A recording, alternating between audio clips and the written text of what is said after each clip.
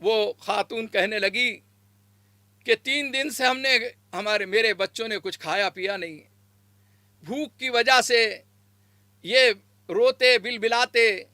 مجھے آج برداشت نہیں ہوا، میں روزی کے تلاش میں نکلی کہ کہیں سے کوئی مجھے دے دے گا کچھ نہ کچھ تو کھانے کے لیے، تو میں اپنے بچوں کو لا کر کھلاؤں گی، کوئی مجھے ملا نہیں، لہذا میں نے کچرا کنڈی کے اوپر گئی اور وہاں جا کر میں نے تلاش کیا تو ایک مرا ہوا جو ہے کبوتر تھا، میں نے اس کو اٹھا لی اس نیت سے کہ میرے بچوں کو لے جا کر میں کھلا دوں گی۔ میرے عزیز دوستو، یہ دردناک واقعہ ہے اور یہ سچا واقعہ ہے۔ یہ محدث کبیر مفتی سعید پالنپوری میرے استاد محترم نے سنایا مجلس کے اندر،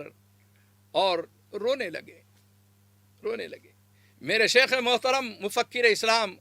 حضرت مولانا محمد ولی رحمانی دامت برکاتہم نے بھی کئی ایسے واقعات سنائے ہیں کہ انسانوں پہ جب حالات آتے ہیں اور پریشانیاں آتی ہیں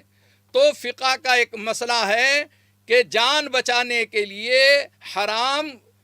وہ جو ہے اس کے لیے حلال ہو جاتا ہے، چند لقمے کھا کر وہ اپنی زندگی بسر کر سکتا ہے، بچا سکتا اپنی زندگی کو، تو وہ حرام لقمہ کھا سکتا ہے۔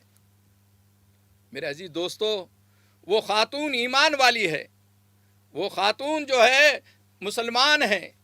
اس نے اپنے بچوں کی بھوک اور پیاس کو دیکھ کر برداشت نہیں کر سکی، اور اس یعنی جو ہے کنڈیشن میں، اس حالت میں اس کچرے کی کنڈی سے ایک مردار جو ہے کبوتر کو لے کر آئی۔ عبداللہ ابن مبارک رحمۃ اللہ علیہ یہ واقعہ سناتے سناتے لرز جاتے ہیں، بدن کپ کپانے لگ جاتا ہے، رونے لگ جاتے ہیں، آنکھ سے آنسو بہ رہے ہیں۔ عبداللہ ابن مبارک رحمۃ اللہ علیہ فوراً اسی وقت ارادہ کر لیتے ہیں کہ میں حج کے لیے نہیں جاؤں گا، یہ پوری رقم جو ہے اس خاتون کو دے دوں گا اور یہ اس حرام سے بھی بچا دوں گا۔ چنانچہ روایتوں میں لکھا ہے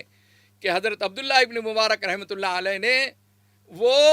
اپنے حج کے لیے جو سامان سفر تھا، حج کے لیے جو رقم تھی، وہ پوری رقم اس خاتون کو دے دی۔ یہ نفلی حج کا بدل ہے کہ آپ ایسے غریبوں کو تلاش کریں، ایسے مستحق لوگوں کو تلاش کریں جو حرام کھانے کی مجبوری میں آ چکے ہیں۔ اور یقیناً اس لاک ڈاؤن کے اندر سینکڑوں ایسے واقعات بتائے ہیں کہ لوگ جو ہے کچرا کنڈی کے اوپر سے کچھ تلاش کر رہے ہیں یا بھوک کی وجہ سے مر جا رہے ہیں۔ میرے عزیز دوستو، عبداللہ ابن مبارک رحمۃ اللہ علیہ کا یہ عمل اللہ کو بہت زیادہ پسندیدہ آیا، اور اس پسندیدہ عمل کی وجہ سے اللہ تعالیٰ نے ان کا شمار حاجیوں میں کیا، اور ان کے حج کے اعمال کو قبولیت کا ایسا درجہ دیا کہ 2 لاکھ حاجیوں کی مغفرت بھی اللہ تعالیٰ نے اس سال کی اجتماعی عمل میں یہی فائدہ ہوتا ہے۔ اسی لیے فرمایا کہ آپ اس لاک ڈاؤن کے اندر گھروں کے اندر اجتماعیت کے اعتبار سے نمازوں کا جماعت سے اہتمام فرمائیں، آپ جماعت سے نماز پڑھیں۔ ہماری انفرادی نماز میں کچھ کوتاہی ہوتی ہے تو پکڑ میں آ سکتے ہیں، اجتماعی ہوتی ہے تو اللہ تعالیٰ اس کو قبول کر لیتے ہیں، کسی کے عمل کے بنیاد پر تمام کی مغفرت فرما دے، تمام کی نمازیں قبول فرما لیتے ہیں۔ اس لیے اجتماعی زکوٰۃ کا نظم، اجتماعی صدقوں کا نظم، اجتماعی عبادتوں کا اہتمام، یہ بہت ضروری ہے۔ انفرادی کرنے والوں، جواز تلاش کرنے والوں، آپ اس اجتماعیت کو دیکھیے کہ اللہ تعالیٰ ایک حاجی کے طفیل میں تمام کی یعنی جو ہے مغفرت فرما رہے ہیں۔ یہی وجہ ہے کہ ہمارے پاس آج لاک ڈاؤن کے اندر آج کورونا مرض کی وجہ سے خوف و ہراس کے ماحول میں ہم اب مسجدیں تک کے نہیں کھل رہی۔